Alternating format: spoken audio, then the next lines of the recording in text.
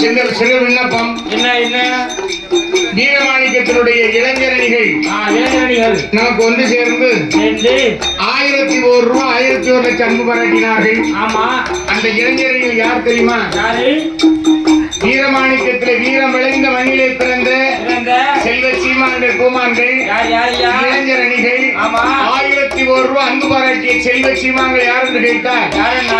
ஐயா கோகுல்ராஜ் அவர்களும் ராஜேஷ் அவர்களும் முகேஷ்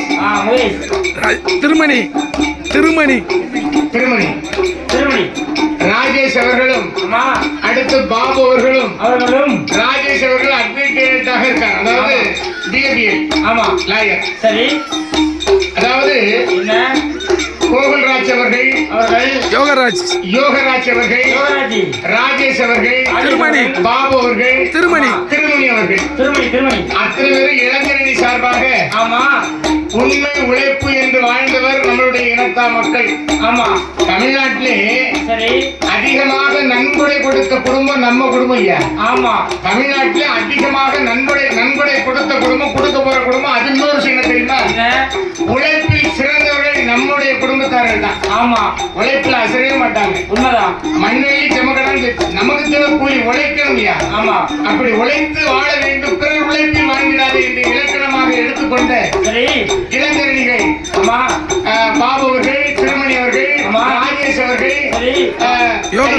யோகேஷ் அவர்கள் அத்தனை பேர்களுக்கு இதுல முக்கியமான விசேஷம் என்னன்னா, நம்ம ஐயா மாடசாமியுடைய ஐயாவுடைய அருள்காட்சியினால இத்தனை பேர்களுக்கும் வயசு கல்யாண வயசு பையங்களுக்கு புது மாப்பிள்ள.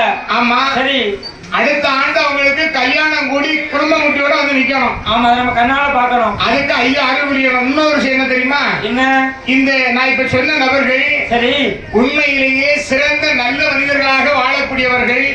இவங்களுக்கு பொண்ணு இருந்தா யாருனாலும் துப்பு சொல்லலாம். வெளியூர்ல பொண்ணு இருந்தா சொல்லலாம். ஏன்னா அதுக்கு கேரண்டி ISI பத்திரம் தெரிய ரெடியா இருக்கும். ஏன்னா பையங்க கெட்டியா இருப்பீங்க. நம்ம அதே மாதிரில எத்தனை பத்திரத்துல கையெழுத்து போடுறோம், எத்தனை பத்திரத்துல கையெழுத்து போடலாம். அதுலயும் இந்த பிஏபிஎல் இருக்காரு தெரியுமா? ரொம்ப கெட்டிக்கார மனுஷன், அமைதியா பேசுவார. உடனே ரொம்ப சாந்தமா கோர்ட்டுக்கு போகாமலேயே அந்த வாதவை நின்று வச்சே முடிச்சு தரக்கூடிய வல்லமை, விவரம், அறிவு. அப்படி விவரமானவங்க.